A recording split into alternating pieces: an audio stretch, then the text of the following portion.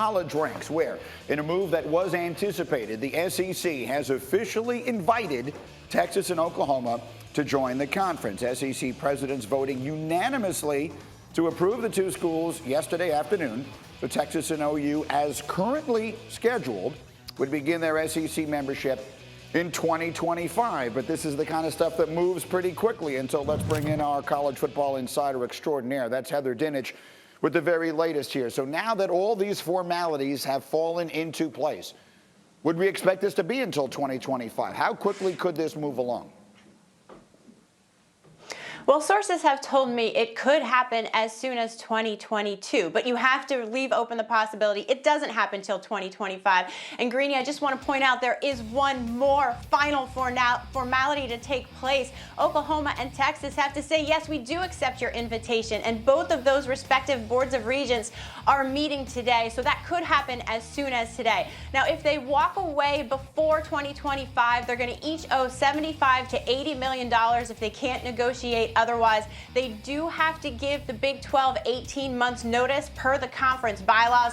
And as one source at an SEC school said to me this week, they're going to have a lot of legal work to do to walk over to us before then.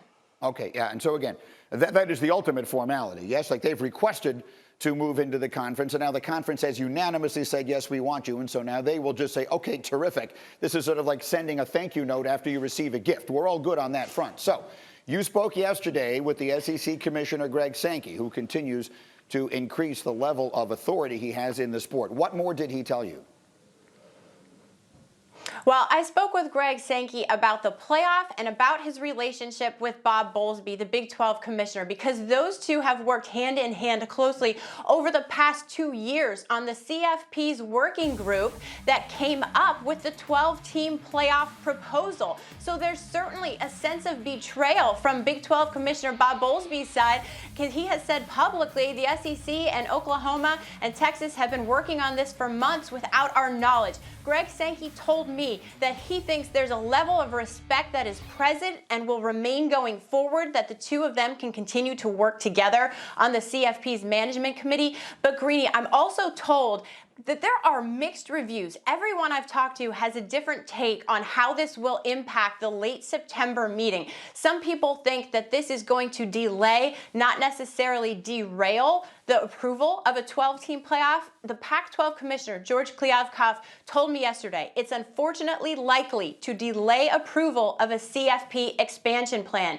Greg Sankey said to me, look, I've said all along this might be delayed, but it has nothing to do with what's going on in my conference and everything to do with the current 12-year agreement.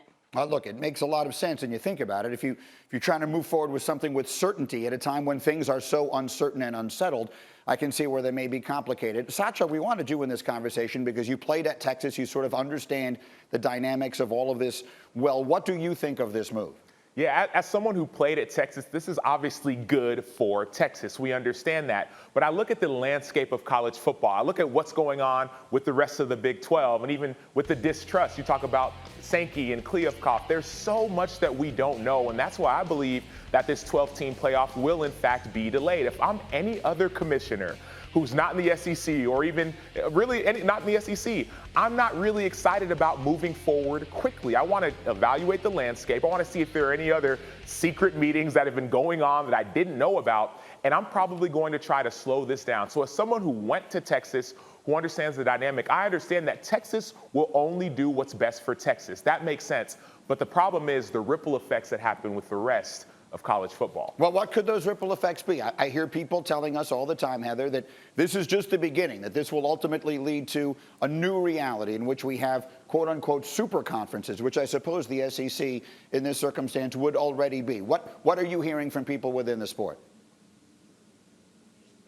Well, Greeny, I've heard everything from the four conference, super conferences, but I've also heard as many things as an NFL light, where you've got a 32-team conference with the best of the best, and everyone is expected to fend for themselves who's not in that thing. And as far as the other 8 teams in the Big 12 picking up the pieces, one source in that league told me he thought there should be or could be a potential alliance with the Pac-12 conference.